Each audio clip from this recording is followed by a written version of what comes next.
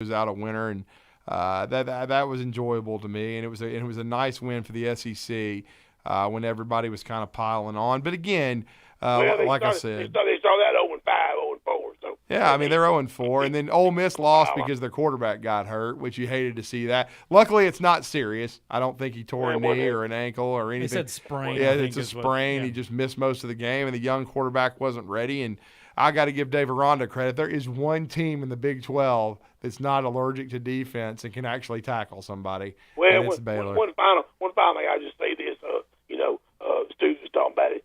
Of course, I agree with him.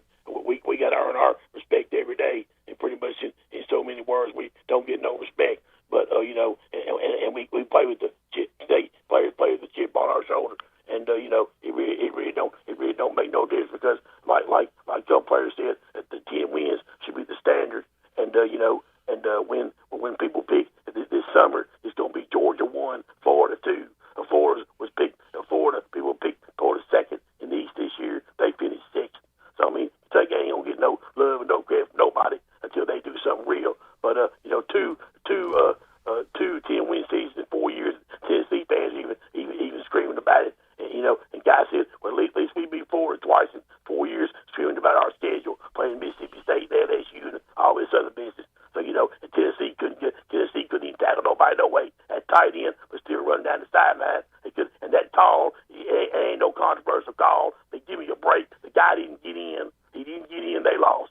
Okay, and SEC's 5 and 6 in bowl games, so I don't know what the deal is there. And they're going to have a champion, runner-up, whatever. But okay, when you lose to a service academy, that's pathetic.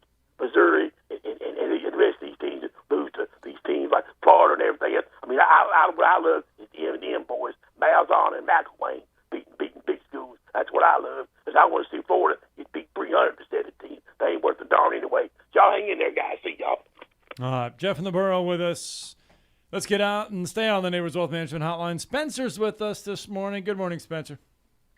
Good morning, Drew. Good morning, Scott. How are you guys today? Good. Hope you had a Merry Christmas. Happy New Year, sir. Yeah, same to you as well. So what's the early line out of Vegas for this national championship game? Is Bama a dog? That's what it looked like. It's 2.5. It's probably going to shift some, but the early line was Georgia favored by 2.5. Yeah, Bama was favored by 1 as soon as it came out. I mean, we're talking instantly, and then it shifted. And about 8 hours later, it shifted to Georgia sitting on top. Well, that makes sense. I mean, Georgia did look like the Georgia we've seen all season long against Michigan. I mean, Michigan I think it's sitting at 3 right now, Georgia. Hey, I listen, man. They played absolutely fantastic on Friday night, did the Georgia Bulldogs. I mean, Alabama got the win, and thankfully so, but they did not look near as good as that Georgia defense. But, I mean, the SEC always looks good when they play the Big Ten. I mean, let's be real. I mean, Michigan didn't even deserve to be there. I mean, does this tell you that we need to make you can't say Michigan didn't deserve to be there. You can't say Michigan didn't deserve to be there. They deserved to be there. They deserved to be there. They just didn't. The problem with Michigan was two things. One, they beat Ohio State to end the year, which they hadn't done in forever. In 8 years, I think. And that was like their Super Bowl. You go to the Big Ten Championship, you play an Iowa team that has no offense, and that was really no contest. Yeah. The problem for Michigan was they peaked really good against Ohio State. Ohio State had the best offense probably in the Big Ten and probably one of the best in college football that could have. But their defense was atrocious. Exactly. So Michigan beats Ohio State, and that's just after that. Well, here's the big reason Michigan couldn't beat Ohio State. They don't have the quarterback. Right. They don't have an elite quarterback. If you're going to beat Georgia with as good a defense as they have in their front seven, now I think their secondary is viciously overrated. But if you're going to beat the Dogs, you have to have an elite QB that can make plays, and they ain't got it in Ann Arbor, and they haven't had one in a long time. All season, Drew, we've been saying that Georgia's biggest Achilles heel is their offense. They're unable to move the ball against a great defense. And everybody was saying leading up to this game, Michigan has one of the best defenses. They're comparable to Georgia in every way on the defensive side of the ball. This is going to be a slugfest. It's going to be low scoring, this, that, and the other. And Georgia put up almost 40 points on these guys. I mean, let's be real. SEC football, Big Ten football, there's a little bit of a discrepancy there. Well, I'm just saying the 4 teams that made the playoffs should have made it, but there's just 2 teams that are above everybody else. So it wouldn't have mattered who played Alabama, who played Georgia. The inevitability of it is that Alabama and Georgia are going to meet in a rematch. So they would have been exactly the point I'm getting to, Drew. They should have just had a BCS system, but the reason they didn't is because people whining, wanting a bigger piece of the pie, wanting other people to get an opportunity. They're getting their opportunities, there's no doubt, and they're getting anvils dropped on their head because they're not good enough. Exactly, and what's going to happen when we go to 12 teams? There's going to be a lot of blowouts, man. And you got an Ole Miss that gets in there, and then boom, you lose your starting quarterback to a 12th ranked team, and then hey, you might have been the best chance to beat the number 1 team in the country, being at a 5 seed. You might have been the best chance to beat them, but now you won't because you had to play an extra game and you lost your quarterback to injury. So then you have another blowout in your semifinals, and you're at the same place we could be. We should have been at with just Alabama versus Georgia. Everybody knew they were the best 2 teams in the country. That's where it should have been from Jump Street. We didn't need to see all the hoopla and the shenanigans for this past Friday night. We knew what was going to happen. Bama's going to win. Cincinnati's going to win, or Georgia's going to win. We're going to be sitting right where we are. There was no doubt. There was no doubt that these 2 teams would be playing each other again. Roll Tide, guys. Y'all have a Merry Christmas. Well, the one thing I'll say there is if the Sugar Bowl was a playoff game, yeah, I mean, who knows? Matt Corral once he went down, it was like, okay, I don't want to take any more chances. The doctors could have said he would have never played anyway. Yeah, but if it was a playoff game and it was an ankle or whatever, who knows? He may have kept going. We can't sit here and say, well, I would be shocked if he had, because again, even if it had been a playoff game, he wouldn't have been able to move, and that's his whole deal. He has great movement. It's just bad luck. I mean, he just took a hit earlier in the year against Auburn. He got carted off and came back. He got banged up against Alabama and came back. He had the 30 carries against Tennessee. It's just this time he couldn't come back, because I know he wanted to come back in that game, because Matt Corral could have opted out easily, and there wouldn't have been a lot of people complaining. But he wanted to compete and finish the drill with Ole Miss. And so, again, it's unfortunate. Luke Altmaier tried to compete, threw a touchdown pass, but Ole Miss just didn't have enough. And it goes to show you, though, how important a quarterback is, because Ole Miss is a really good offensive team most of the year, and really the entire year. They had better offensive numbers and production than Alabama. They averaged over 500 yards per game.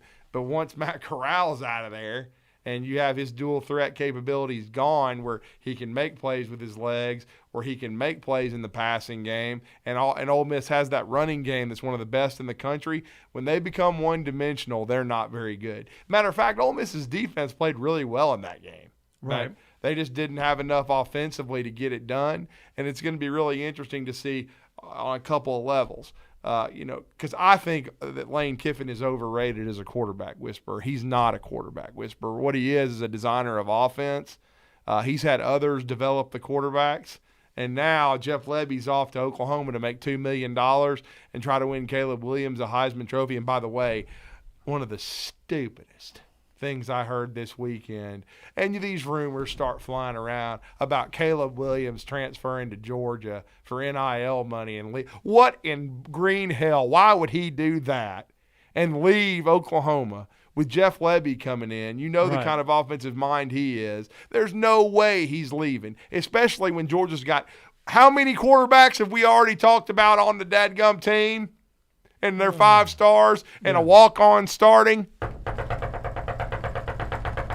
Hello, use your functioning brain. He's not transferring to Georgia to play in a pro-style offense. It doesn't fit.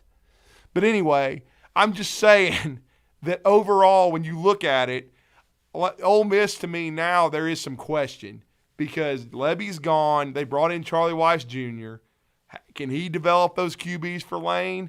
Because I know Lane will design the offense. And how much better can Luke Altmaier get? Because it was a struggle. I mean, but of course, you can't blame it all on him because he's inexperienced. Right. But, I mean, it just goes to show you how important the quarterback position is in college football.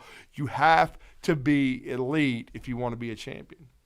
All right, let's get a break in. When we come back, going to continue our Monday edition of Talking Ball here on 97.7 ESPN, The Zone. You're listening to Talkin Ball on 97.7 ESPN, The Zone. Our latest zone deal is upon us. Log on to 977ESPN.com for Gunner's Landing. 2 rounds of golf for the price of 1, including a cart. Gunner's Landing is one of the Tennessee Valley's finest golf experiences. Just 35 minutes from downtown Huntsville, Gunner's Landing's 18-hole championship jewel is open to the public 7 days a week. Gunner's Landing offers you a golf experience like no other. Log on now, 977ESPN.com. At Mr. Sparky, we're America's on-time electrician. Flickering lights and hot switches can be annoying, but they can also signal a major problem, or worse, an electrical emergency. So play it safe and leave it to the experts at Mr. Sparky. Trust our team of professional, clean, and friendly electricians. We'll get it done right and get it done safely. You don't have to put up with any malarkey. Call 888-8-SPARKY. Independently owned and operated, licensed in the respective state or county. For over 20 years, Audio Insight has been designing and installing systems that integrate today's technology into homes and businesses all over the Tennessee Valley. At Audio Insight, they don't provide one-size-fits-all system solutions. Instead, they design your system from the ground up based on your valuable input. By working closely with you, Audio Insights can ensure that your system will meet your performance, budget, and aesthetic needs. Visit the showroom at 1229 Putman Drive off Jordan Lane and experience some of their fine products firsthand. Visit audio-insight.com to learn more. Hi, this is Wes Neighbors. I'm here with Sam Fleming with Fleming Roofing and Restoration. Sam, tell the folks about Fleming Roofing and Restoration. Hey Wes, our company Fleming Roofing and Restoration specializes in commercial and residential roofing and repairs. I'm a 5th generation Huntsvillian, and our family's been doing construction business in Huntsville area since 19.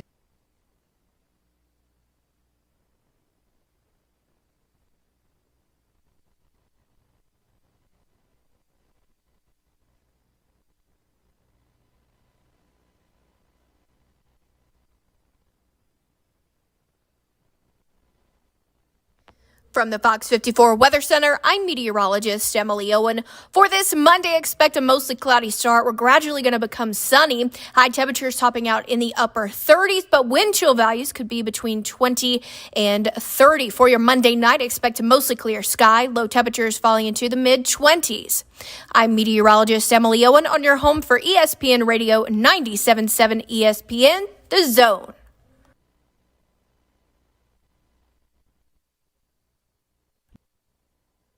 Visit McCurrySaysYes.com. Every car comes with a warranty, and they report to the Credit Bureau. With 2 locations, Highway 72 in Athens, call 256-230-0232, or Max Luther Drive in Huntsville. Call 256-713-0575. This is Wes Neighbors talking to Chris Haygood of Bob Wallace Appliance. Chris, what sets you apart from other appliance dealerships? Wes, these appliances are going into the most used room in your house, your kitchen. The way we have these appliances displayed, it's easy for you to visualize how they'll look in your home. Wes, what sets us apart is the people. They're well trained. In fact, they live and breathe these appliances. And if you need service, you'll really appreciate our parts department. Contact Bob Wallace Appliance at 256-533-2121. Hi, everybody. Eli Gold here. Right now, indoor air quality occupies top-of-mind awareness for families and business owners. Rick Smith and the trusted professionals at Environmental Comfort Systems can take care of your indoor air quality concerns with their state-of-the-art indoor air quality solutions. Environmental Comfort's indoor air quality systems remove 99.9% of airborne contaminants so you and your family can breathe clean, fresh air. If anyone in your family suffers from allergies, or if you just want the security of knowing the air you breathe inside your home is free from viruses, bacteria, pet dander, dust, and odors, Environmental Comfort Systems are the professionals to call. Environmental Comfort also carries state-of-the-art, high-efficiency comfort systems that increase home comfort, keep humidity in check, and help you save money on your energy bills. Give my friend Rick a call or visit them online at envcomfort.com and breathe cleaner air today. Environmental Comfort Systems, Alabama license number 92314. We continue to get reports of trees down and power lines down this morning. Got a number of accidents working. Luckily, none of them have serious injury involved. Athens Utilities telling us they're repairing damage to the Greenbrier substation, so you may have quite an extensive power outage over in Athens. Do you know who to call when you need a heart doctor? Dr. Randall Burns is at Huntsville Heart Specialist, where they have the expertise to care for all matters of the heart. Captain Nick in the 72 and Jeff Popeye Skywatch Traffic Center. And now, a man who knows what you ate for breakfast. Time now for the biggest thinker of them all. He knows it all. He is Drew DeArmond. Listen to Drew and Scott Tyson weekday mornings. It's Talkin Ball on 97.7 ESPN, The Zone. This is Steve Moulton from The Drive. Join us this afternoon from 5 to 7 with Wes Neighbors and me. Now back to Talkin Ball with Scott Tyson and Drew DeArmond on 97.7 ESPN, The Zone. Indeed, welcome back to Talkin Ball, 97.7 ESPN, The Zone. Scott Tyson, Drew DeArmond with you until 9 a.m.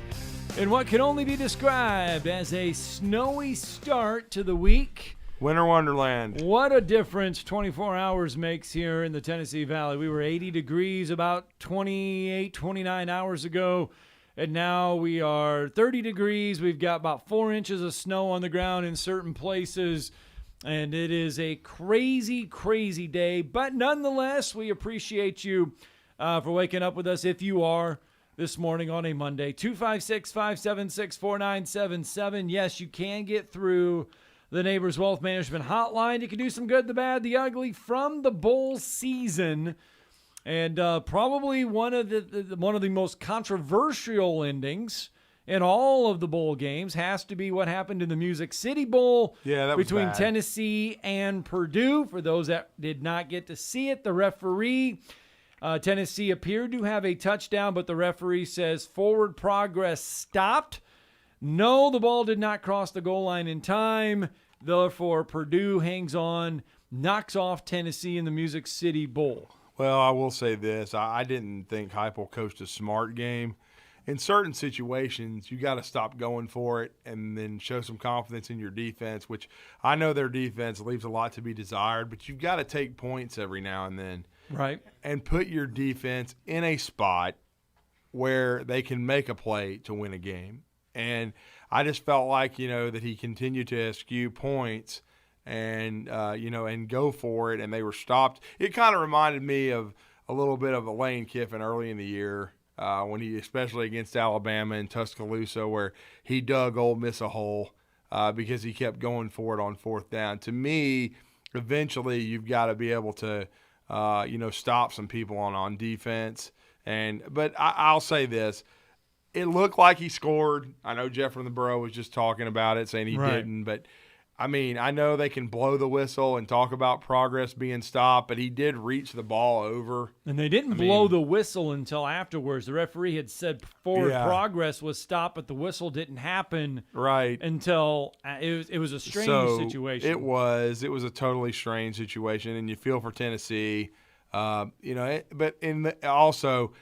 can't, just totally put it on the refs because Tennessee had a 2-touchdown lead in this game. They couldn't hold it, and their defense just wasn't good enough. And I guess that's why he never put it in the hands of his defense and took the points. But I just thought there were a couple of instances in that game where Tennessee should have took points and not, tried to go for it on fourth down.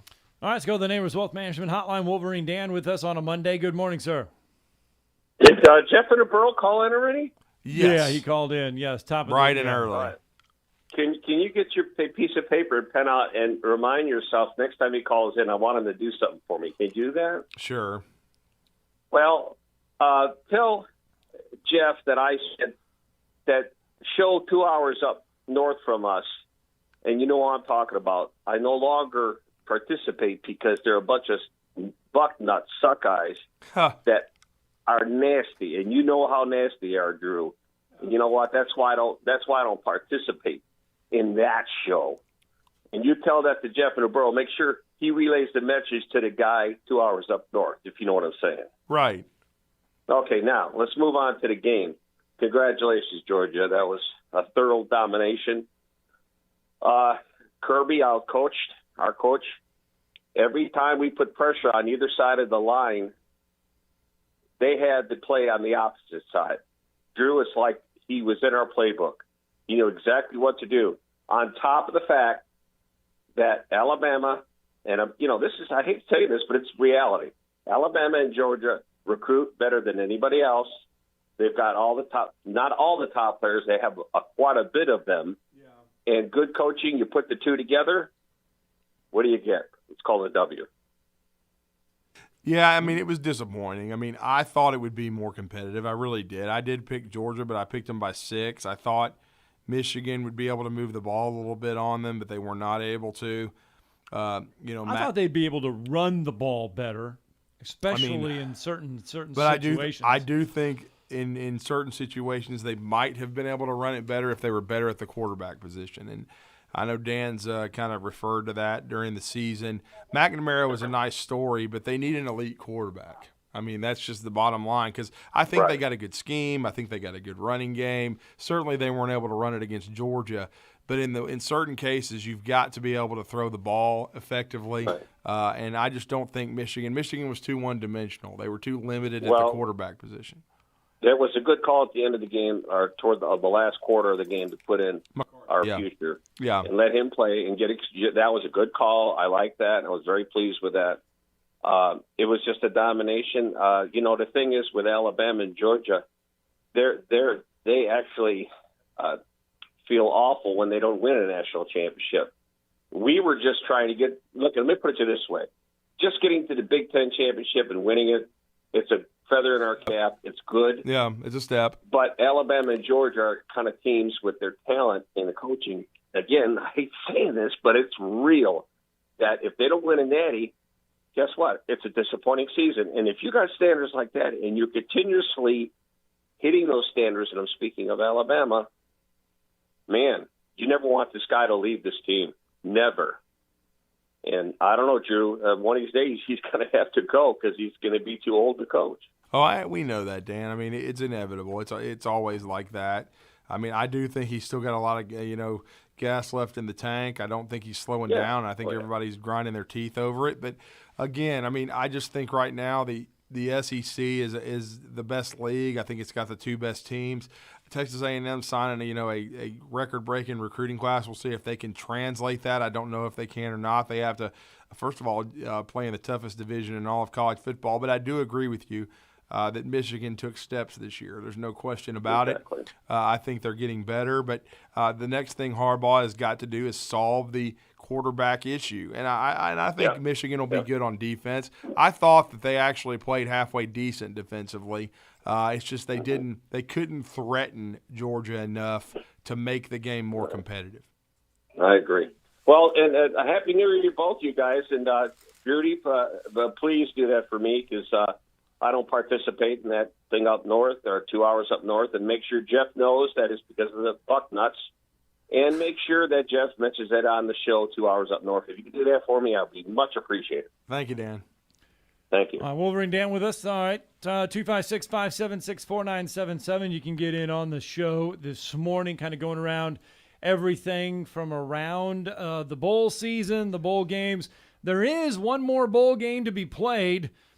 Actually, there's 2 more to be played. You got the national championship game coming up on the 10th. Tomorrow night, we get LSU and Kansas State in Texas the Bowl. Tax Act Texas Bowl. Yeah. So who knows what we're going to expect there. I have no idea. Well, Ty Davis-Price did opt out for LSU, so they won't have their leading rusher. That's not a shock. And so, but LSU's been without guys all year, man. I mean, I would say Kansas State would probably have the edge, and heck, LSU doesn't even have their starting quarterback. He's in College Station, Texas. Right. So I guess we don't know what. I guess we're gonna see Garrett Nussmeier.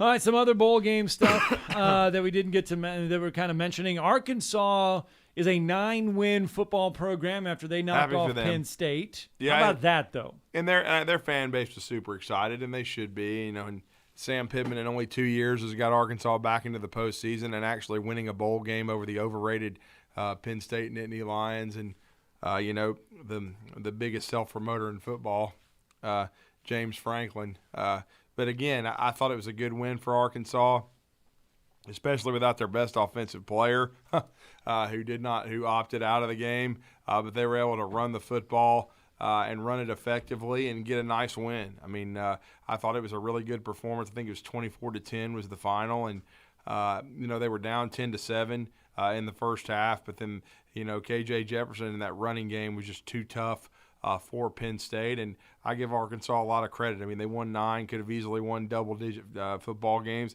They're going to have to retool their defense. They got a lot of experience, especially at the linebacker position that's moving on. But Sam Pittman's done a great job. Since 2019, Penn State started the year 8-0. Yeah. Penn State, since then, is 14-13 overall, 11-13 versus Power 5 teams, and 10-12 in the Big Ten. Yeah, they're mediocre. I think they're overrated. And yet James Franklin's name keeps getting mentioned every time there is a big Power 5 opening. Well, it is, and he just got a raise. I think he's going to be making over $7 million per year, and certainly Penn State seems excited to have him. So maybe they're a good fit for each other. He's a Pennsylvania guy. He has rebuilt that program after it was just decimated at the end of the Joe Paterno era. But I thought that really, honestly, Bill O'Brien kept it afloat, and then he was able to stabilize it coming in there from Vanderbilt. But again, I do think that the honeymoon will eventually be over. He's going to have to beat Michigan. He's going to have to beat Ohio State, which he's done. But, you're going to have to eventually win a Big Ten championship and get to the college football playoff to validate some of the hype. Speaking of validating the hype, Notre Dame always seems to have a lot of hype. Notre Dame falls yet again, although competitive, falls again in a bowl game. This time to Oklahoma State, 37-35 in the Fiesta Bowl.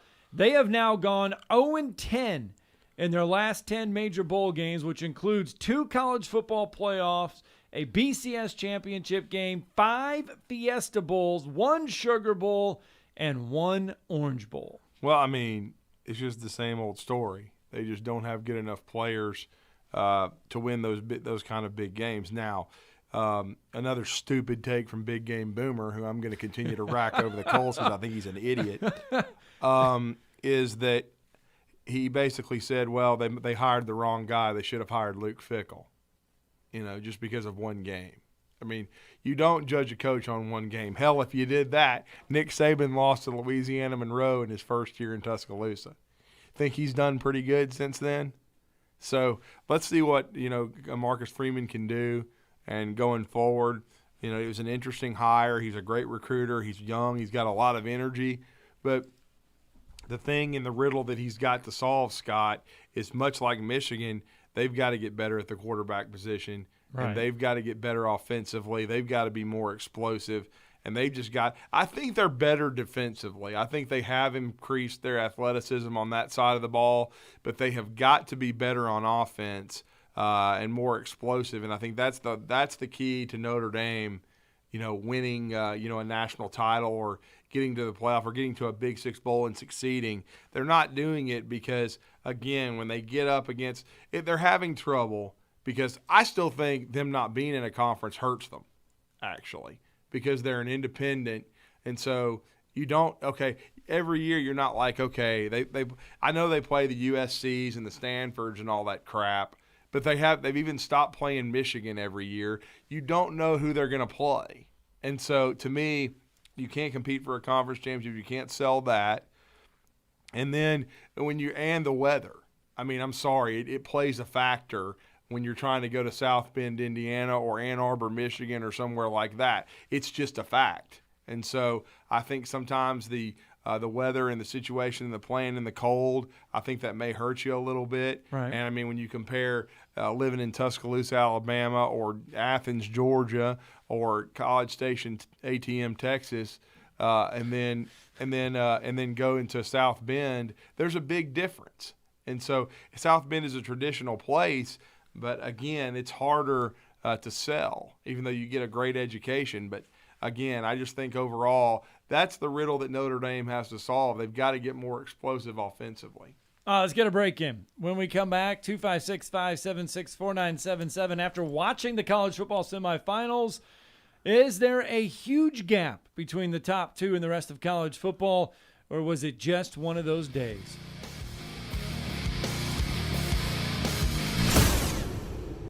You're listening to Talkin Ball on 97.7 ESPN, The Zone.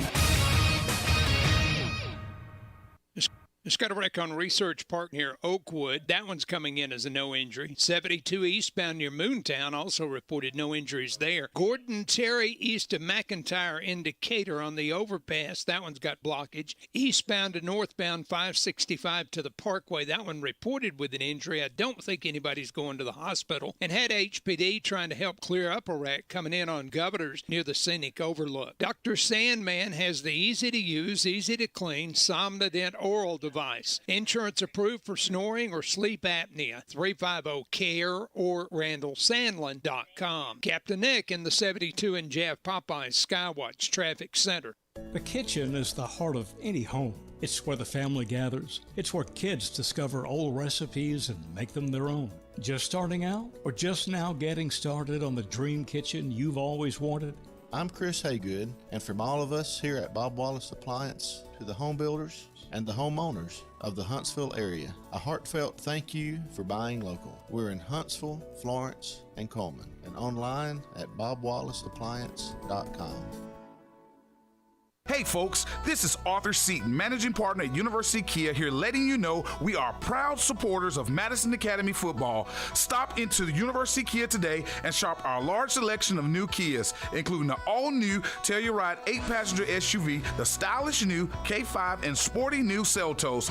Visit universitykia.com to view all our great offers and get pre-approved in minutes so you can drive home your new Kia today, because we want to see you in a Kia. Go Mustangs!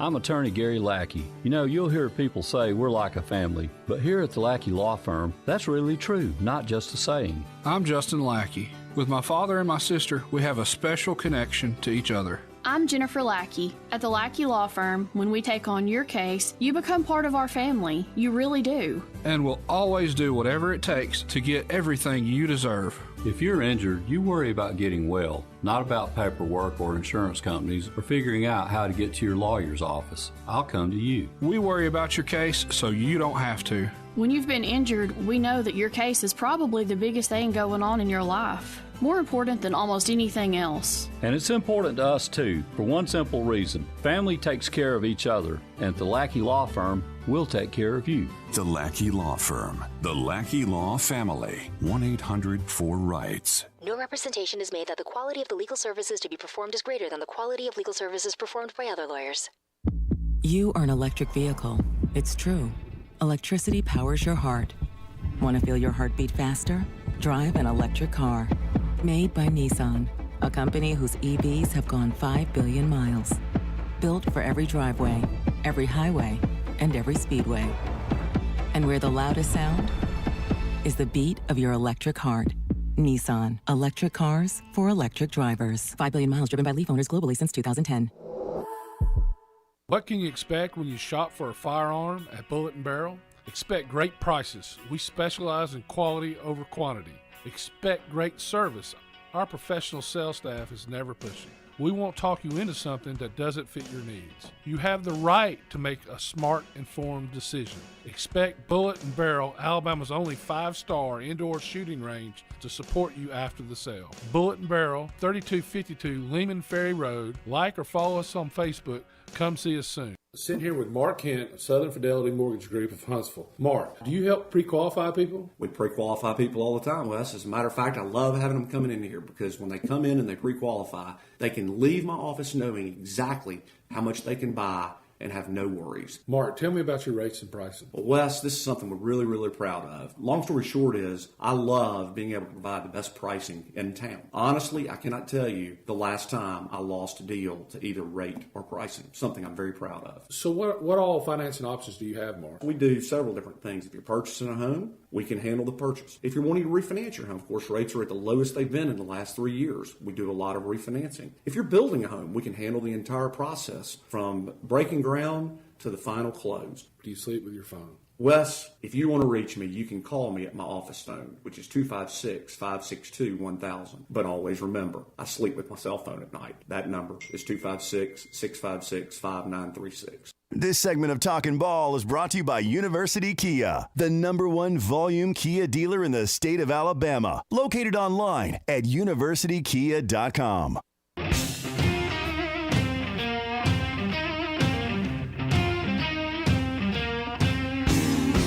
256-576-4977. That's the number of the Neighbors Wealth Management Hotline. We want to hear from you on this Monday morning, January 3rd, our first show of the new year. Welcome back in.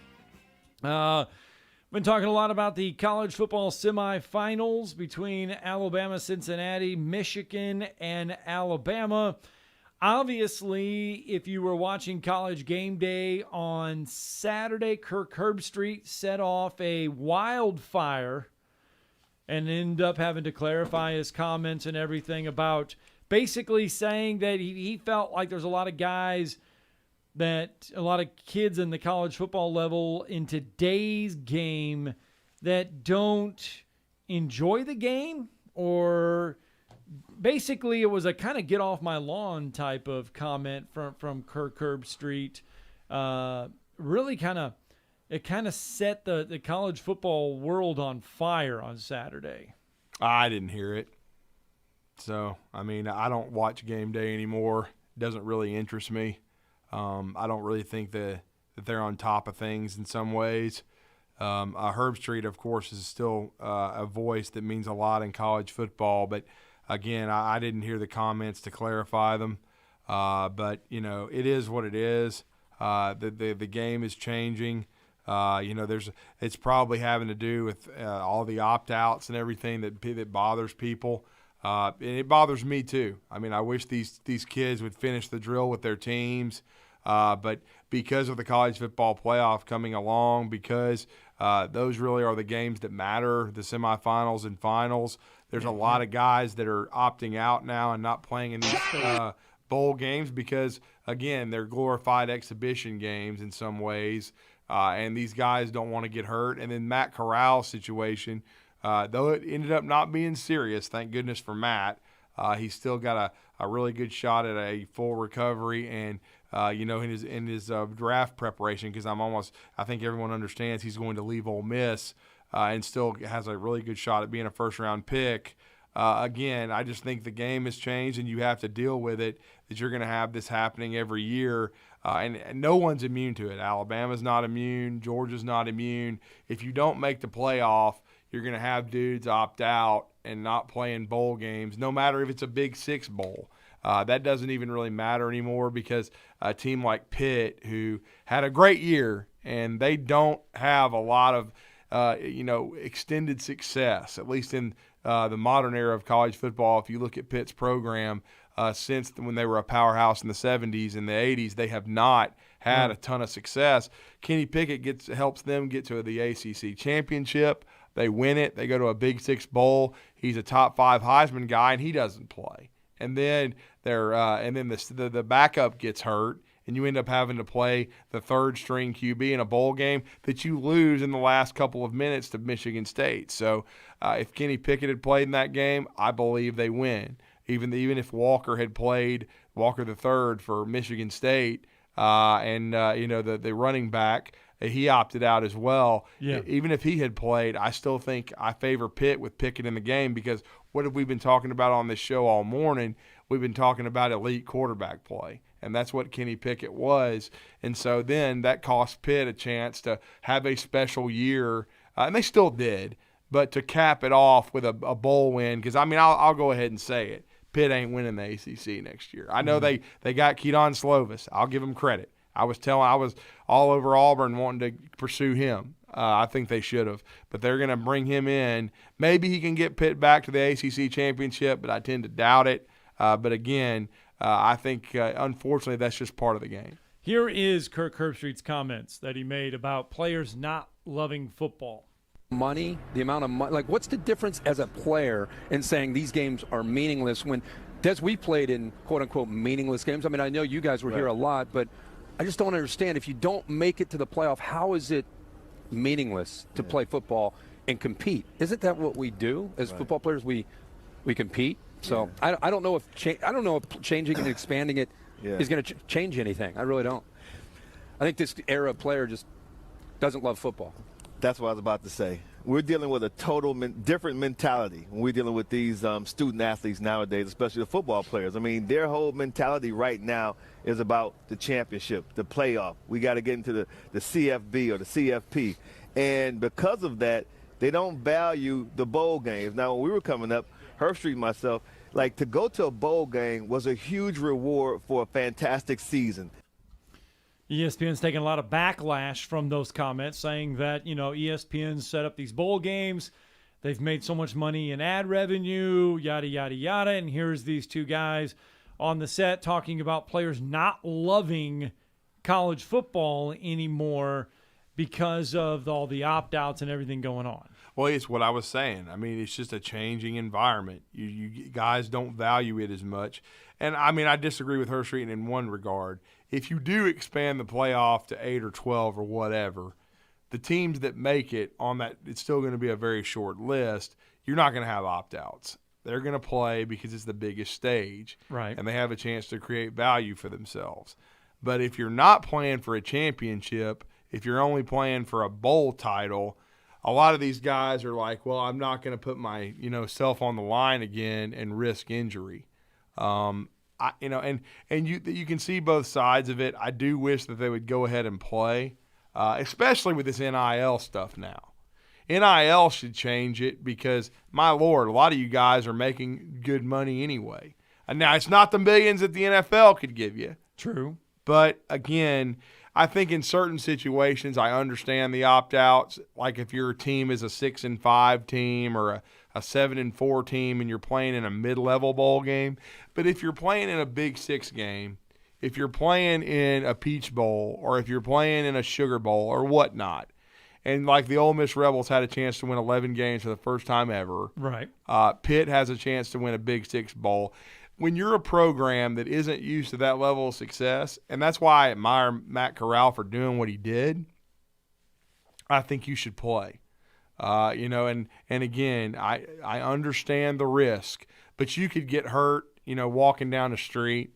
You could have got hurt during the regular season. And so to me, I think you should finish the drill. But I'm old school, and I understand what Herb Street, Desmond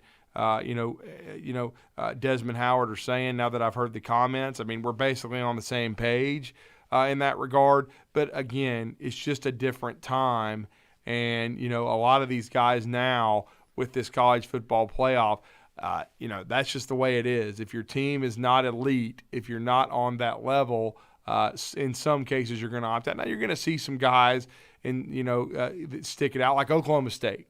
Right. For example, they just won the PlayStation Fiesta Bowl.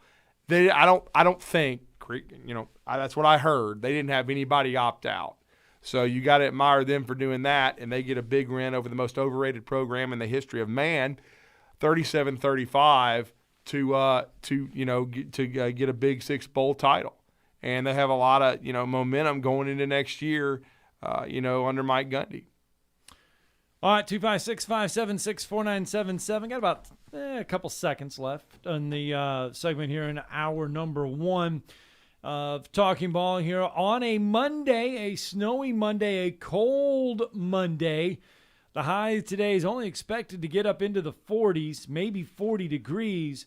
So the snow's going to hang around for a little bit. Your low's going to be around 25 tonight. So that snow is going to hang around for a day or two as we get into the week. But don't worry, by the time we get to Wednesday, it'll be gone. Highs expected back into the 60s on Wednesday, maybe 57. By the end of the week, we're going to be at 38 again. So the wacky weather is upon us here in the Tennessee Valley. That's hour one of Talking Ball on 97.7 ESPN The Zone. Travis Ryer going to put the ball on the tee for us and help us break down Alabama's win over Cincinnati and what to think of against Georgia for part two. Coming up next.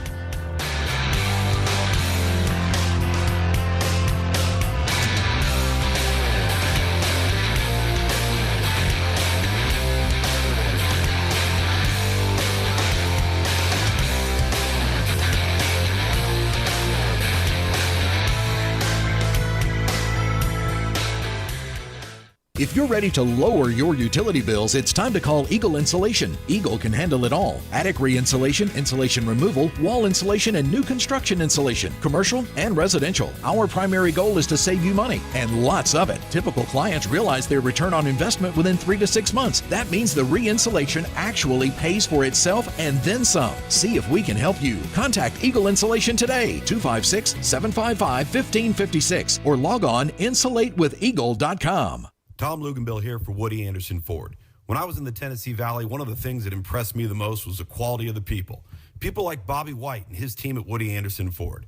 And now you can experience the tremendous new service lanes and showroom at Woody Anderson Ford, at Jordan and Sparkman, or just stop by for breakfast or lunch at Henry's Mustang Cafe. And in Madison, visit Woody Anderson of Madison on Hughes Road, just south of 72. Like a great college football tradition, always there, Woody Anderson Ford. WZZN, Union Grove, Huntsville, Alabama. 97.7 ESPN, The Zone. From the Fox 54 Weather Center, I'm meteorologist Emily Owen. For this Monday, expect a mostly cloudy start. We're gradually going to become sunny. High temperatures topping out in the upper 30s, but wind chill values could be between 20 and 30. For your Monday night, expect a mostly clear sky. Low temperatures falling into the mid-20s. I'm meteorologist Emily Owen on your home for ESPN Radio 97.7 ESPN, The Zone. They're moving all the traffic southbound on Research Park near Oakwood Road over into the right lane. Apparently that overpass is pretty well frozen up. Parkway northbound at Oakwood Avenue trying to clear up a wreck. Eastbound 565 near Wall Triana. Apparently got a new one there. Got 72 eastbound at Moontown Road trying to clear. Gordon Terry east of McIntyre Lane in Decatur still working. Everything else from earlier should be out of the way. Get 3 pieces of the crispy tender chicken and a buttermilk biscuit for $4.99 at Popeyes. University in Jordan, 72 in Jeff and North Parkway. Captain Nick in the Popeyes Skywatch Traffic Center. This is Brent Musburger's VSiN Action Update on 97.7 ESPN The Zone. Heads up, sports bettors. Right now you can try VSiN All Access free for 30 days with no credit card required. Visit vsin.com/free month to sign up now. And what could be Ben Roethlisberger's final game at Heinz Field, the Steelers will host the Browns on Monday Night Football, a day after the Bengals won the AFC North. Pittsburgh coming in a slight 1.5-point home favorite, the over-under 41. College football, the national championship game set for a week from tonight. Number 3 Georgia and number 1 Alabama. The Bulldogs a 3-point favorite in the rematch of the SEC championship, which Alabama won last month. One other bowl game left tomorrow night, LSU and Kansas State in the Texas Bowl. The Tigers getting 4.5 points. NBA tonight, the Hawks going on the road to face the Trailblazers. Atlanta 16-19 on the season, 14-21 against the spread. They're a 4-point favorite at the 13-22 Blazers. I'm Trey Westerberg, 97.7 ESPN The Zone. Log on today, 977ESPN.com.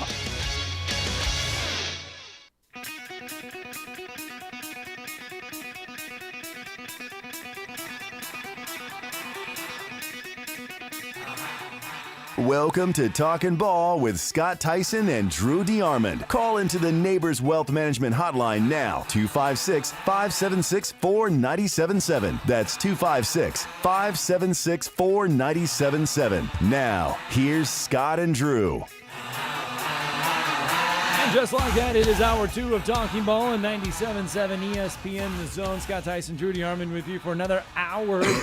Welcome in on a Monday morning, and yes, it is snow-covered here in the Tennessee Valley. What a difference 24 hours makes.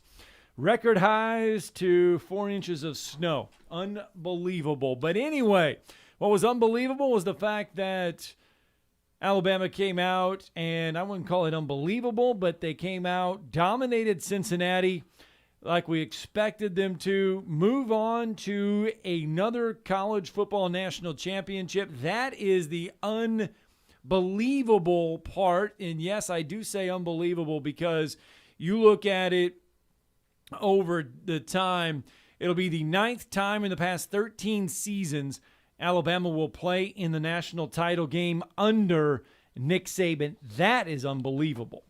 Yes, it's remarkable, no doubt about it. And our next guest is going to help us talk about that. We'll talk about his grades for the Alabama Crimson Tide in the Cotton Bowl 27-6 win over Cincinnati. And, of course, that would be Travis Reier since 2003, the senior analyst for BamaOnline.com. Does a great job also with their BamaOnline.com podcast. And the second helping with our good friend Brent Beard as they talk SEC football. And he's been good enough to join us this morning on the Neighbors Wealth Management Hotline. Travis, hope you had a Merry Christmas and a Happy New Year, sir. Welcome back. Yeah, it was great, and I hope you guys did as well. Thanks for having me. No doubt, Travis. It's always great to talk some Alabama football with you. I hearken back to Ole Miss and that game plan, Travis, in many ways when we saw the Crimson Tide take on the Bearcats this past Friday. Yeah, it was very much a authoritative approach to the ground game. I think we can all agree on that. What was it, 10 straight runs to open the game, and really tone setting in a lot of ways, and good to see Brian Robinson at full health and working behind that offensive line, and kind of a similar approach to defense from Cincinnati as to what Ole Miss takes with these 3-3-5 looks becoming more and more popular, it seems like. But the kryptonite, I guess, is when you run up on a team that's is big and talented and can get it done in the run game like Alabama can. That's where the better team is able to take control of the game and sort of maintain command of things. And that was pretty much the case. I thought the defense played about the way I anticipated. I thought it could be a game in which the Alabama defense shined. And you knew if Cincinnati didn't rush for more than 100 yards, it was going to be problematic for the Bearcats with Jerome Ford and even Desmond Ritter helping out in that area of the offense. And Alabama ends up, plus 200 in rushing yards. I think if anybody knew that going into the game, they would have liked Alabama's chances even more. While the ground game was superior, the passing game was, a lot of Alabama fans, I still think, were thinking we're going to see exactly what we saw in the SEC championship game as well, where Bryce Young and Jamison Williams were just all over the place. It was a different game plan. We saw that. But the passing game at times wasn't as crisp as what we saw in the SEC title game. Yeah, they struggled to really find some semblance of rhythm. You give credit to Cincinnati, those outside corners. Gardner and Bryant, I think, were as billed. Kind of thought that if there was some matchups for Alabama to win, it was more at the slot corner and at the safety positions. And they were able to do that on a couple of occasions, including Ja'Cory Brooks' 44-yard touchdown grab there right at the end of the second quarter. So it's the first time in a while, and against a Power 5 opponent anyway, that Bryce didn't throw it 30-plus times either. So 3 touchdown passes on 28 attempts, that's still a good ratio to work with. He didn't like the interception. Part of that was a byproduct of pressure in his face. You had an interior breakdown there, and gave up some pressure, and he made a poor decision on sort of a back foot floater that was picked off. But they got enough out of the passing game to supplement what they were able to do in the run. And, styles make fights, right? And it's obvious the game plan was tilted more heavily to running the football against Cincinnati. I think when you start getting back to Georgia mode, you start thinking it's going to be another game in which Bryce is well over 30 attempts. And Travis, I know you previously mentioned how healthy Brian Robinson looked, but when you look at it, and in Alabama's biggest games of the year, he's really been a huge factor. He wasn't as big a factor in the first game against Georgia, but he was also banged up and really played more snaps and better than anticipated. A healthier Brian Robinson, though, could be a problem for Georgia. Yeah, and he still had 71 scrimmage yards in that game. So that's an encouraging sign when you think ahead to this rematch and where he's at physically. And, I think if he had an issue because of the hamstring against Cincinnati, it might have been more related to conditioning. You saw him a couple of times over there hitting the oxygen. So yeah. That should be even better in the ramp up to Georgia. So, and even in that Georgia game, off the ball, he did some good stuff in pass protection and, helped give Bryce some time picking up some linebackers and some pass rushers and, able to hit on a couple of those explosive plays in that game. So absolutely. And I thought Trey Sanders continued to look more confident too. Did some nice things in support of Brian Robinson. So when you consider the injuries that they've had at that position, all those things considered and where they're at right now with a game to go, I think they're about as in good a shape as you could have hoped for. Defensively, Will Anderson is Will Anderson. Man, what can we continue to say about his performances? Yeah, I mean, just rubber stamp about every game. You're going to talk about multiple sacks, multiple tackles for loss, 6 or more tackles total. It was another one of those sort of Will Anderson type of games. That being said, I think there were a couple guys that maybe were unsung a little bit. Fedarian Mathis up front continues to play at a really high level, both in terms of just really every aspect of defensive line play, whether it's against the run. He has a tackle for loss. He has another sack in the game. I think a couple pass breakups, able to get his hands in the passing lanes, which will be big once again with Georgia coming up a week from tonight. Brian Branch, I thought, played really well too at the star position with a couple pass breakups, led Alabama in tackles. It was a collective effort, but no doubt it typically starts with Will Anderson, and he was good once again. Well, Travis, I want to piggyback off something you just said, though. He's been getting kind of overshadowed because Will's so dominant and so good. But Fedarian Mathis, I'll just say this. I think he's as good as any interior defensive lineman in college football, and I think he's been as good as any we've seen at Alabama. And I'm talking about Quinn Williams, John Allen. I'm not sure he's getting as much credit as he needs to get. He's become, I think, as dominant as any player at his position. He's been very good. I don't know if I can put him up there with Jonathan Allen, but I can certainly see what you're saying as far as a top 5 of the Saban era. And I think part of that is that you look at Fedarian and he doesn't look like a Jonathan Allen. He doesn't look like he's sort of the working man's defensive lineman, every man's defensive lineman, but he makes plays. And, absolutely, a couple of years ago, if you'd have told me this guy's going to be a double-digit tackle for loss and sack guy in his last year, I don't know if I would have believed that. But that's definitely what he's become, and he is huge. And they're in a rhythm right now with sort of their rotation. Especially against offenses like Georgia and Cincinnati, and even Auburn. There at the end of the season, they were able to sort of have some carryover. It seems like. In their personnel and their front 7, and it's been a lot of the big nickel with DJ Dale and Fedarian in there, and maybe Byron Young at an end, and then Will at the other on the other edge, and that's kind of their early downs look, and then they know who they want in certain spots. Brian Ray's given them some more snaps over the second half of the season. That's been good. So I think they're in a really, really good place in their front 7 in general. And Fedarian's obviously been a huge, huge part of that. Well, here we go. Alabama, Georgia, round 2.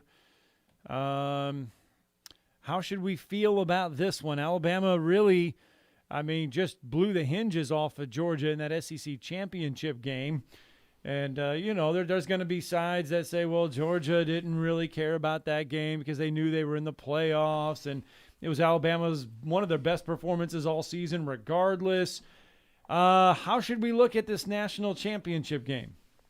It used to take us at least a year or so for revisionist history to kick in, but now it seems like it's only taken a couple of 3 weeks, because some of the narratives you're already hearing about Alabama, Georgia won, I don't seem to recall them the same way. Yes, Alabama was very focused, and yes, Alabama was obviously motivated by the underdog status. You heard that from Nick Saban post-game with the yummy comment in relation to rat poison. But, Georgia was motivated enough to get out to a 10-0 lead in the first quarter of that game. Definitely. We think about that game now in terms of, man, Alabama just jumped out, dominated the game. It was 10-0 Georgia after a quarter, and then Alabama went on a 38-7 run. So, the one thing I would say about Alabama in relation to this 7-game winning streak over Georgia, as much as anything, is composure. in that when things haven't gone well for Alabama, with an emphasis on maybe the early to midsection of those games, and there have been plenty of these games in the 7-game win streak where Georgia has had not just leads but double-digit leads, I believe including in the last 4 games in the series. Georgia's led games by 10 or more. Yes, they and have. Alabama has gone on to win those games. So, whether it's been because of not able to handle early success or then not able to handle the adversity once Alabama has made its run, that's what I look at as much as anything. But no, I mean, Georgia's very capable of beating this Alabama team, especially where this Alabama team is at from a health and availability perspective. So I don't think anybody will be surprised if Georgia does win in Indianapolis. But I just won't buy the narrative that Georgia absolutely wanted this one more. I mean, you didn't want it enough against a team that had beaten you 7 times in a row and is the preeminent program in college football. That didn't motivate you. A potentially perfect season didn't motivate you. I believe Georgia was significantly motivated. It's just been more of the same. And also, you know what? We talked about styles making fights. Well, stylistically right now, Georgia is a good matchup for Alabama. The things that Georgia does on both sides of the ball, Alabama's very comfortable with. So that's been a big part of it as well. In a lot of ways, Georgia is what Alabama used to be schematically and how it goes about using its personnel. Nick Saban's made some adjustments. And never was that more evident than when Bryce Young threw for 421 yards in 4 touchdowns with no interceptions.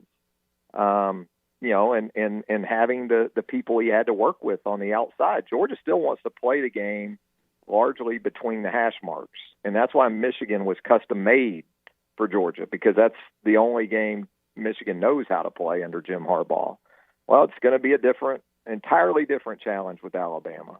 And again, my biggest concern for UA is more along the lines of personnel. If there's a healthy John Mechie in this offense right now, I think there's a very real possibility we see a repeat of what we saw in Atlanta. Without John Mechie, I think the chances of that drop fairly significantly. But it's going to be tough this next week, because there's going to be so many lazy and inaccurate takes about the first time around. But hey, it'll be part of the build-up, and maybe we can just make it to next Monday night. Your thought, you've talked about the personnel, and yes, John Mechie's a huge loss. He made plays in the first half of that game, touchdown catch. But, of course, Alabama had to play with him. That's another thing that I don't think a lot of people are going to look at accurately is Alabama still outscored Georgia even without him in the second half. But personnel-wise, how may we see Alabama adjust? We saw Ja'Cory Brooks make the most explosive play in the game against Cincinnati. He certainly will get opportunities.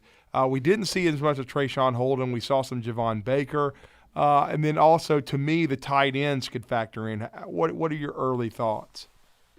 Yeah, I mean, we're going to talk about skill people in relation to, sort of supplementing for what John Mechie not being there represents. But I'll also say, if Georgia doesn't find some pass rush this time around, it may not matter, because Ja'Cory Brooks is talented enough to get open against that Georgia secondary. That's still a matchup that goes Alabama's way, even without John Mechie. Give me Alabama's wide receivers and tight ends against that Georgia secondary. And Bryce Young, give me him against that secondary as well. So, I think you're still looking at Ja'Cory Brooks and, 4 catches, 66 yards against Cincinnati. That was a Mechie-like stat line a lot of weeks. So, when you think about it from that perspective, that was very positive. And, again, I thought Cincinnati brought some issues on the back end and in the pass rush, right, that Georgia doesn't necessarily bring to the table. So you got to pick up, more of the linebackers in the blitzing situations, Dean and those guys, because Kirby likes to bring them and Lanning likes to bring them.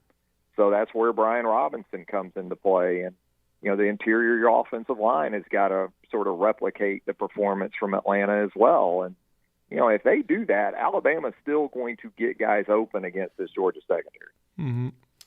Well, Travis, it's still amazing. I mean, we're talking about Alabama going to yet another national championship. I mean, 15 years ago today, Nick Saban landed in Tuscaloosa taking the Alabama job, and here we are getting ready for another national championship appearance from the head coach. Yeah, 6 out of the last 7. That really puts it into perspective too. And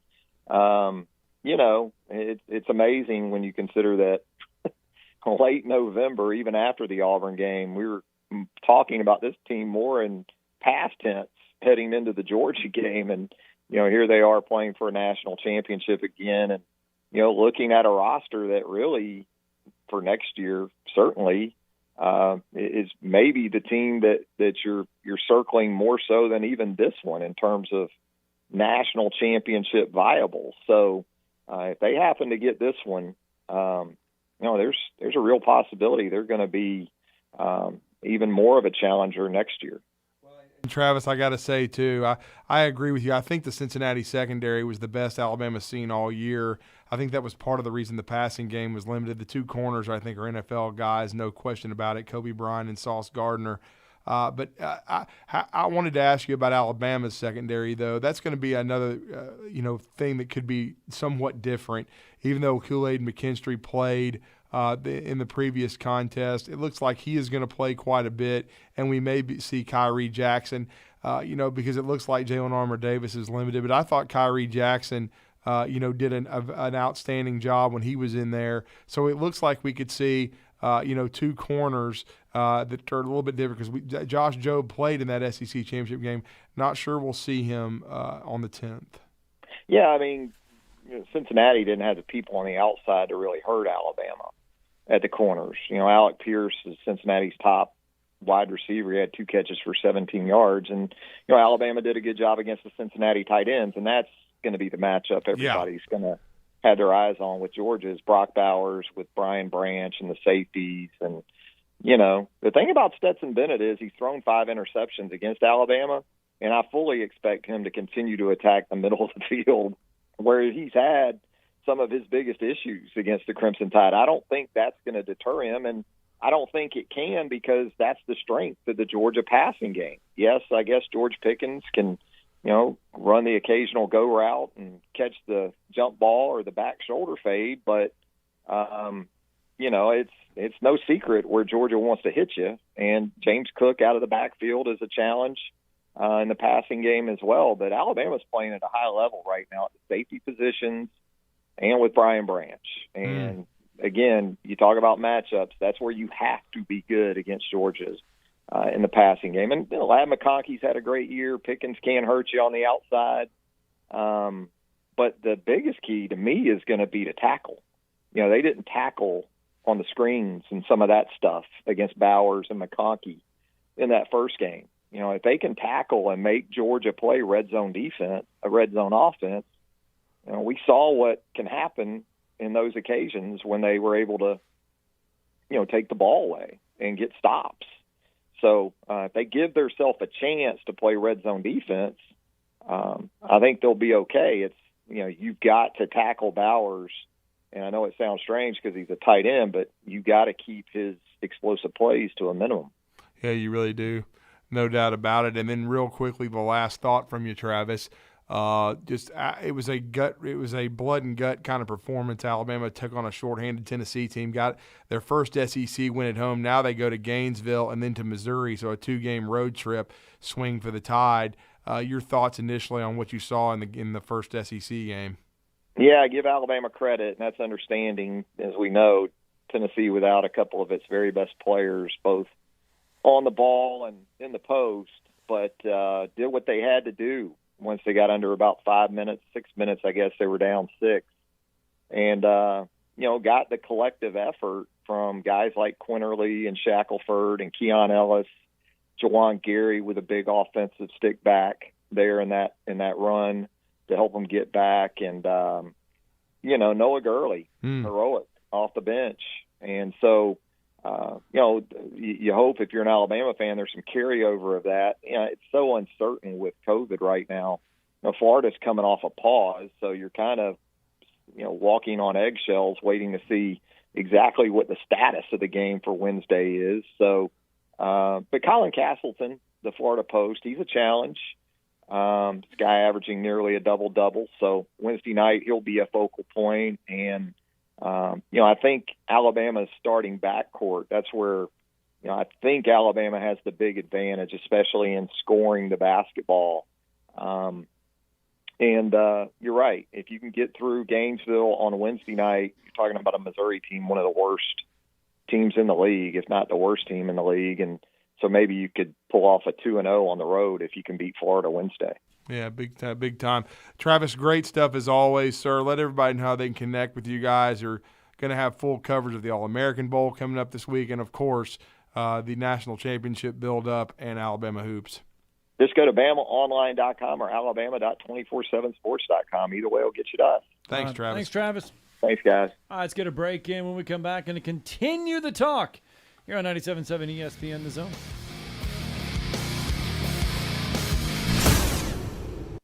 You're listening to Talkin Ball on 97.7 ESPN The Zone.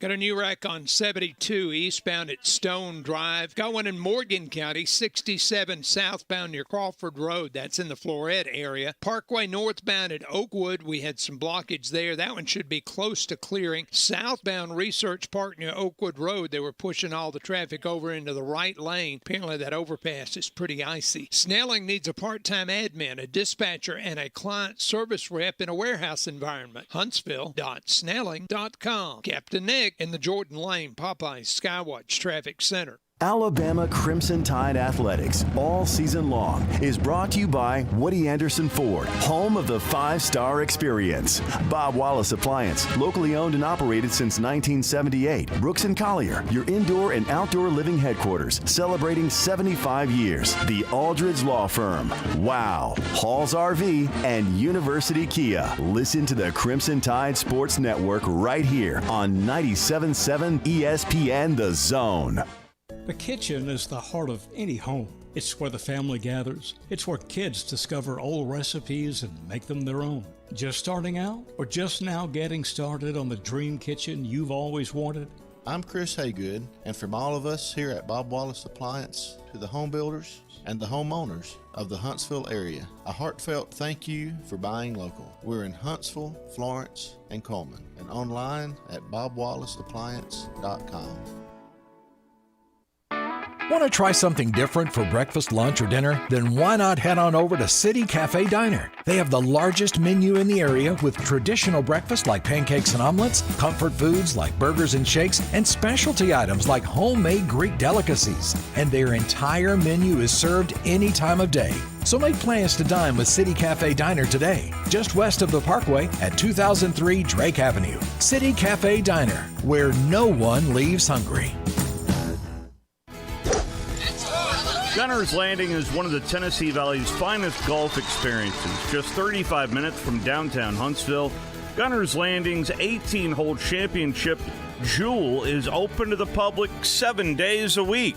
Located in the foothills of the Appalachian Mountains, Gunner's Landing offers you a golf experience like no other. With beautiful Lake Gunnersville views throughout the round, Gunner's Landing is golf the way nature intended. Gunner's Landing's Club Repair Shop offers a full range of services, including re-gripping and adjusting the lofts and lies of your clubs, even putters. Since the work is done in-house, your clubs will be returned to you in a timely manner. Unmatched in the North Alabama area, it is Gunner's Landing. Schedule your tee time today at gunnerslandinggolf.com. That's gunnerslandinggolf.com. At Mr. Sparky, we're America's on-time electrician. Flickering lights and hot switches can be annoying, but they can also signal a major problem, or worse, an electrical emergency. So play it safe and leave it to the experts at Mr. Sparky. Trust our team of professional, clean, and friendly electricians. We'll get it done right and get it done safely. You don't have to put up with any malarkey. Call 888-866-8866. Independently owned and operated. Licensed in the respective state or county. Valley Equipment Rental. Pretty self-explanatory name, no? Tom Abraham here. And look, Valley Equipment Rental is all over the Tennessee Valley. And they rent equipment. All kinds of equipment. And not just to the contractors out there, but to you, the general public, as well. Need a skid steer or an excavator? Well, they've got over 40 units to make sure they've got one for you. From huge boom lifts to miscellaneous hand tools, it's at Valley Equipment Rental on the South Parkway. And soon, they'll have a second location to handle even more equipment. More on that to come. Everybody knows the fun begins when you get to the end zone, where you can enjoy half-price apps every Wednesday, Thursday, and Friday. Half-price burgers every Tuesday, plus late-night pizza specials and a spectacular menu that includes jumbo wings, half-pound burgers, Tex-Mex, and an incredible selection of craft beer. And plenty of big-screen TVs. It's all happening at the end zone, 1851 University Drive, 2030 Cecil Ashburn at Jones Valley Station. And coming in early 2022, Mid-City End Zone at 1115 McMurtry next to the Target Shopping Center. Coming up next, it's the Tom Abraham Show with me, Tom Abraham. Now back to more Talkin' Ball with Scott and Drew.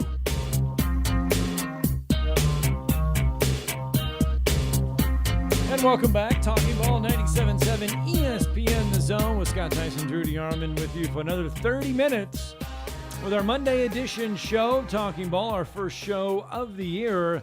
We've had plenty to talk about. We've got plenty to talk about all week because we've got another national championship game on the horizon. This one just 6 hours north of us on Interstate 65 in Indianapolis as Georgia and Alabama meet. The arenas change. We go from Mercedes-Benz to Lucas Oil Field. SEC championship game to the national championship game. And Drew, usually, as Travis Reier did say before, we usually get that year or 2 years or whatever to kind of let things percolate a little bit, dissect it a little bit more. The hype builds up a little bit more. But we've had about a little over 2 months. Well, no, it'll be a month because the first week in December and then the first week in January. So we got about a little over a month between the SEC championship game and the national championship game, and it's Alabama, Georgia, the sequel. It is, and I think our next guest would agree with me. I think we all understood these were the two best teams in the country. They were extremely impressive in the Orange Bowl. They suffocated Michigan. It was the perfect matchup for Georgia because, again, you're not going to run the ball effectively, especially without an elite quarterback against the dog defense. I think it's the two best defenses in the country. I think that's what a lot of people are now starting to figure out. Alabama, in their own right, is very, very good to elite. But our next guest does a great job as the editor for Dogs Daily SI for Sports Illustrated. He's a grind-the-tape guy, does a great job. We always enjoy talking football with him, and he's been good enough to join us on the Neighbors Wealth Management Hotline this morning. And, Brooks, we hope you had a Merry Christmas and a Happy New Year. Thank you for joining us. You're back with Drew and Scott. How are you? I'm doing well, gentlemen. How are you guys today? We are doing good. We are really good. Doing good. And like we said, less than a month from the last time we had this, and really both teams putting on dominating performances in their semifinal game. Georgia, Michigan, Alabama, Cincinnati. Here we are, this one to decide for the title. Yeah, here we are. I don't think you'll ever have a better sample size in terms of preparing for an opponent than you do right now for both of these football teams. Like you said, December 4th, these guys lined it up. They played a game of football, and they played a pretty close game of football until midway through the second quarter and on to the second half. So I think this is as well prepared and as well acquainted as two football teams could humanly possibly be come Monday. I mean, they will be as prepared and as comfortable with one another as possible. I think we're going to see a great football game, gentlemen. I agree, Brooks. And the fascinating part is Alabama won't have all of their parts. As you know, for the second half of the first game, they did not have John Mechie, and they won't have him for this contest, and some injuries in the secondary for Alabama. Josh Jobe, I would gather to think he will not play in this game. We'll see. And we'll see a lot of Kool-Aid McKinstry again. He played in the previous game, but it would mean Kyrie Jackson, the junior college transfer, because Jalen Armour-Davis tried to give it a go, as you saw in the Cotton Bowl. Didn't play a ton of snaps. I don't think he's going to be a whole lot better against Georgia. So Alabama could have a little bit of a different secondary. We saw Brian Branch, who would have got my MVP vote from the star position, play at a high level. But there's going to be some different pieces in this next chapter of this rivalry that are just going to make it interesting. Yeah, and all of those pieces, right? Particularly the defensive backfield and Mechie, especially offensively, those guys all impact third down, which I felt like was a very swing vote portion of this matchup the last time they played in December. I think Alabama was 7 of 14 on third down. That's converting 50% of third downs. That's really, really good. Georgia was 3 of 12. Yeah. So Georgia converted 25% of third downs. Alabama converted 50% of third downs.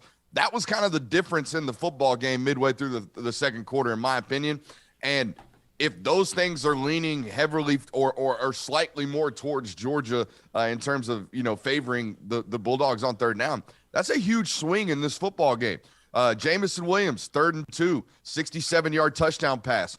Just before Bryce Young did the little shuttle pass to Brian Robinson on the sideline of the SEC championship game. Busted coverage on 3rd and 12. John Mechie converting a really, really long third down. They ultimately end up scoring on that drive. So these plays, these critical areas of the football game, that's where guys like Mechie and especially guys like Jobe defensively, that's where they've impacted the football game in matchups past, and they won't be on the field, or we don't think they're going to be on the field. Stetson Bennett, it's all about momentum. Stetson Bennett has a lot of momentum coming in off that Georgia performance. I mean, it is clear now as to why he is on the field. I don't think anybody should have any doubt about that. And I'm done with the former walk-on talk because he is a college quarterback playing at a high level. He is coming in with a lot of momentum from that semifinal game with Michigan. Yeah, no, I mean, he's played really, really well. And, it didn't take Michigan for me to know why Stetson Bennett is the starting quarterback at Georgia. I go back to even a game like Florida. People crack on him first performance against Florida, right? Had 2 interceptions in the second half alone. Played terrible. Everybody wanted to see him pulled. Well, the whole first half, he was pretty much running for his life because Jervon Dexter was able to get pressure on him.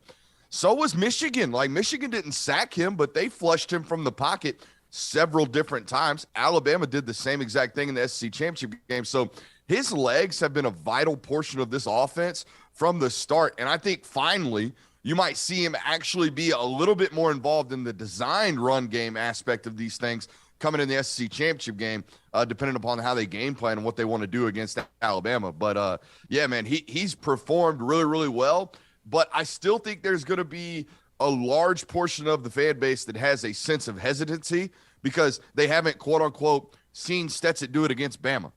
Even though I'm here to tell every Georgia fan that tweets that, you haven't seen JT Daniels play Alabama either. So don't come out here and say that one either. Okay, so there's no sample size of a Georgia quarterback beating Alabama in the last 7 matchups, not just Stetson Bennett. It's a Georgia versus Bama thing, and I think Stetson gives them the best chance to win. Yeah, I think he does too. And the two guys to me that if Alabama is going to be able to do this twice in just a month, they're going to have to do a better job against Brock Bowers. He's just a monster. Mm-hmm. I mean, he had a tremendous game. And they tried everything, my man. Oh, they did. Tried and they even had him covered at times, and he still made plays because of his talent. But the other guy that scares me, and he had a great game against Michigan, is James Cook. I love his versatility. I think he's going to be a steal in the NFL draft around round 2 or 3 because he won't be a first-round guy, maybe not even a second, but he's somebody I would stand on the table for the Miami Dolphins right now to take him in the 3rd round. Top 90 guy. Yeah, exactly. Top 90 guy. But to me, Brooks, those are the two guys that Alabama has to find a way to limit because I think they are really the versatility of James as a runner and receiver. You can line him up as a wide out. You can run him on wheel routes. And then Brock Bowers is just a tremendous talent. Those are the two guys to me that Brian Branch is going to have to try to find a way to limit Bowers. He's going to still make plays, but you can't have a 10 catch, 100+ yard game. If you're doing this one without some of the weapons that Alabama won't have, it will be more difficult. It's so hard because Monken does such a great job varying the looks offensively in terms of formation. I expect teams in the future, particularly in the NFL when he gets there, I expect teams to attack Brock Bowers as a wide receiver in terms of personnel count, right? because Georgia stays with what looks like 3 tight ends on the field all the time. Yeah. But one of those tight ends is Brock Bowers, who can pretty much outrun or run with all of your defensive backs. So you can't really play him like a tight end. You can't run the personnel package like a tight end. So I think guys like Brian Branch are key for this football game for Alabama. Can they run with him and just keep him limited, right? Like if they want to throw the ball to him 15 times, you can't allow more than 7 or 8 completions for $108. Anything more, and you probably, don't like your odds going into that football game. With that being said, then, offensively, the game plan for both Alabama and Georgia, how much different do you think we're going to see it from the SEC championship game? Do you think both teams come out and say, okay, we're just going to stay doing what we do, or is there going to be a completely different attack plan, do you think, from Georgia and Alabama this next week? To be honest with you, I saw a very conservative – in terms of comparisons, right? When you compare Todd Monken and Stetson Bennett, the SEC championship game, Todd Monken and Stetson Bennett at the Orange Bowl, I saw a far more conservative offensive coordinator and quarterback in the SEC championship game, as opposed to what it looked like, in the Orange Bowl with against Michigan. Much more opportunities to drive the ball down the field, taking more shots, right? 3rd and 4, instead of taking the ball underneath, you throw a deep shot to James Cook for a touchdown. Plays like that, decisions like that are I see a quarterback playing with a little bit more reckless abandon, whereas I saw a lot more, 3rd and 4, coverage is a little tight. Let's check it down to the flat. We end up punting because we don't pick up the 3rd and 4. That's kind of what I saw in the SEC championship game. I expect to see those things change come the national title game. And all the other matchups, man, I think they kind of get filtered out throughout the week. It's going to be about whether or not Alabama can do what Alabama's always done in these football games, which is make the opposing quarterback beat them. And we'll see if that happens. But I think a great recipe for success is 30 passing attempts for Georgia, not 38 or 48 like it was in the SEC championship game. You got to stay around that 30 to 35 range, very similar to where you were at the Orange Bowl. You still got to be a pass offense and a pass-oriented offense that can still drive the ball down the field, but you can't rely on that only and solely. And that means staying within 2 scores as well. Because once they get down 2 scores, man, the last 2 years, Monken's been chunking that thing just to try to get back into the game. Well, and I wanted to change the other side of the ball. What do you expect Dan Lanning, which will be his final game as Georgia DC before he takes over the Oregon program, what do you expect them to be more aggressive, to blitz more? I know they like to bring their linebackers, and they did blitz some against Alabama, but they didn't blitz a lot. From the standpoint of the scheme, how do you expect them to attack Alabama differently this time? Everyone says you got to give Bryce Young a variety of looks, right? You got to go out there and you got to play a whole bunch of different stuff. You got to confuse him because he's too smart to just sit there and play one constant, stagnant defense. I call fugazi on that. I think that's wrong. I think that's the wrong way to approach a guy like this because I think he's so damn smart. If you sit there and cover 2 one snap and move to cover 3 the next snap, guess what? He knows what you're doing. He's sitting there dissecting you anyways. The 2 teams that had the most success against Alabama, in my opinion, defensively, were LSU and Auburn, and they basically did it in back-to-back weeks. And what they did was they played with reckless abandon, man. They played with I don't care today. It was what I call it type of defense. They walked down, they played man coverage, they put one safety over the top, and they said, all right, guys, like we're here today. We're going to play man coverage. We're going to disrupt you at the line of scrimmage. We're going to make your quarterback move off his spot. We're going to make all these things happen. And guess what? If you go 3 plays, 75 yards, that's fine. That's fine. But we're banking on us getting a sack or you throwing an interception or you holding the ball too long and running and scrambling, things like that. What we're not going to do is let you just sit back there and dissect us. We're going to push the pressure. We're going to cause the pressure. I think that's what I would do. I don't know if that's what Georgia does, though, because guys like Lanning, guys like Smart, they have gotten to where they are in life by playing a brand of defense that is bend, don't break, go 12 plays, 75 yards. That's what they've been doing over the years. Well, Alabama did that, 5 possessions in a row in the SEC championship game. So I would go much more of walk up on them, play big boy football, play not to lose, or play to win, not to lose. Mm-hmm. Well, we have a week, and we're going to hear the narrative of 2 SEC teams again in the national championship game. Yeah.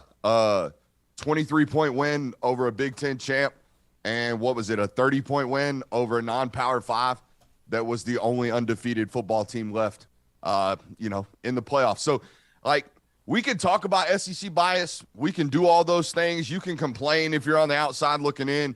But watch Nakobe Dean run down Blake Corum, who was the biggest play threat in the Big Ten, from the backside of the field on a screen pass. And you'll say, dang, they're fast. Yeah, no crap. The whole conference is like that, okay? Because they recruited at a top 10 level across the board. Kentucky recruited at a top 10 level this year, gentlemen. Kentucky, okay? Yep. So, they got dudes everywhere. You can talk about bias all you want. It's the God's honest truth. They've won half of the national titles over the last couple of years, and everybody say, that's just Bama. Okay. LSU thumped Oklahoma in 2019 and the rest of college football, Clemson. Ohio State got thumped last year as well. Notre Dame gets thumped every time. And, it's the SEC. It's what it is. It really is. And Brooks, this is Brooks Austin of Dogs Daily SI. As we're wrapping it up with you, as you, I know you've just now really started to grind and break down the matchup. But as far as some hidden things, what are some hidden things that you think Georgia could do to maybe get a win this time and break through for Kirby Smart? Yeah, I think I wrote them out. 17 for 21 was Stetson Bennett on first down pass attempts in the SEC championship game. 17 for 21 for 201 and a tutty. He was, I think, 13 for 27 on all other passing attempts. Okay? So he completed 85% of his balls on first down and completed 50% of his balls on every other down. That, to me, staggering statistic. Okay, so when I watched him offensively, I found Georgia having success throwing the ball on running downs and running the ball on throwing downs, okay? If you get into a position where you are scripted or you are matching tendencies that you've had all year, Nick Saban will find that. He will sit on that. He will break you. I saw an offensive coordinator that cannot and will not this time be consistent about what it is that he's doing tendency-wise. Todd Monken was more predictable than I had seen Todd Monken be in 2 years against Alabama. It was shocking to me to go back and rewatch. I don't expect to see that happen this week or this coming up week in the national title. Well, great stuff from Brooks Austin.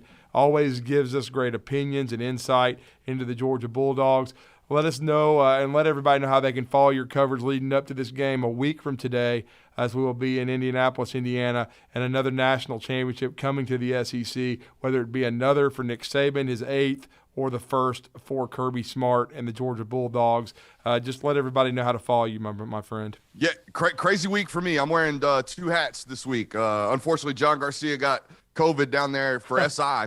So I'm going out to San Antonio to cover all of the Adidas All-American game. So I'll be leading the coverage there while also simultaneously leading up to a national title covering for Georgia. So I got SI All-American stuff going all week over there for the Adidas All-American game. And I have all of the Georgia-related content over on dogsdaily.com, and you can check it all out on my Twitter account at Brooks Austin SI. Gentlemen, I appreciate you for having me. Yes, sir. Thanks, hard-working dude. Thank you, man.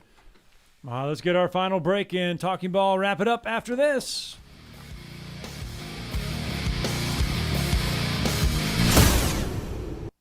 You're listening to Talkin Ball on 97.7 ESPN, The Zone. Got a new wreck on 72 eastbound at Stone Drive. Got one in Morgan County, 67 southbound near Crawford Road. That's in the Floret area. Parkway northbound at Oakwood, we had some blockage there. That one should be close to clearing. Southbound Research Park near Oakwood Road, they were pushing all the traffic over into the right lane. Apparently that overpass is pretty icy. Snelling needs a part-time admin, a dispatcher, and a client service rep in a warehouse environment. Huntsville.snelling.com. Captain Nick in the Jordan Lane Popeyes Skywatch Traffic Center. Ann Adams with Berkshire Hathaway Rise Real Estate is the one name to know if you're buying or selling real estate. With years of local experience, Ann Adams offers buyers in-depth knowledge of the local housing market and will narrow available properties down to those you'll be interested in so you can save time when shopping for your new home. If you're ready to sell, Ann offers a seamless process using accurate pricing and expert negotiation skills to make sure you get a fair price for your home. Call Ann Adams today at 256-337-2625 or log on bhhsriserealestate.com. You are an electric vehicle. It's true. Electricity powers your heart. Want to feel your heartbeat faster? Drive an electric car. Made by Nissan, a company whose EVs have gone 5 billion miles. Built for every driveway, every highway, and every speedway. And where the loudest sound is the beat of your electric heart. Nissan. Electric cars for electric drivers. 5 billion miles driven by Leaf owners globally since 2010. This is Wes Neighbors talking to Chris Haygood of Bob Wallace Appliance. Chris, what sets you apart from other appliance dealerships? Wes, these appliances are going into the most used room in your house, your kitchen. The way we have these appliances displayed, it's easy for you to visualize how they'll look in your home. Wes, what sets us apart is the people. They're well trained. In fact, they live and breathe these appliances. And if you need service, you'll really appreciate our parts department. Contact Bob Wallace Appliance at 256-533-2121. Chapman Commercial Realty, your source for Alabama commercial real estate. Chapman Commercial Realty has the experience and expertise you're looking for when making commercial real estate decisions. If it's office space, retail space, investment property, or project development, Chapman Commercial Realty is your answer. Call Bill Chapman today at 256-656-8413. That's 256-656-8413. Or find them online at chapmancommercialrealty.com. Are you in the market for a recreational vehicle? Do you want to get out and see more of this beautiful country? Well, imagine hearing the laughter of your little ones enjoying gooey s'mores by a cozy campfire and making lasting memories with your friends and family from the comfort of a new camper. We can make your dreams come true at Hall's RV. With over 15 years in the camping business, we know how to get our customers into the perfect camper. We have several models and floor plans here for you to choose from, both new and used. We're family owned and operated with fantastic deals and great service. Everyone wants to work with people they can trust, so come on down to Hall's RV and get the deal of a lifetime. We'll treat you right and get you on the road in the camper of your dreams. Visit us on Highway 431 in Albertville. Hall's RVs, where we sell fun. Or see us on the web at www.hallsrvsales.com. I'm attorney Gary Lackey. You know, you'll hear people say we're like a family, but here at the Lackey Law Firm, that's really true, not just a saying. I'm Justin Lackey. With my father and my sister, we have a special connection to each other. I'm Jennifer Lackey. At the Lackey Law Firm, when we take on your case, you become part of our family. You really do. And we'll always do whatever it takes to get everything you deserve. If you're injured, you worry about getting well, not about paperwork or insurance companies or figuring out how to get to your lawyer's office. I'll come to you. We worry about your case so you don't have to. When you've been injured, we know that your case is probably the biggest thing going on in your life. More important than almost anything else. And it's important to us too, for one simple reason. Family takes care of each other, and at the Lackey Law Firm, we'll take care of you. The Lackey Law Firm. The Lackey Law Family. 1-800-4RIGHTS. No representation is made that the quality of the legal services to be performed is greater than the quality of legal services performed by other lawyers. This segment of Talkin Ball is brought to you by University Kia, the #1 volume Kia dealer in the state of Alabama. Located online at universitykia.com.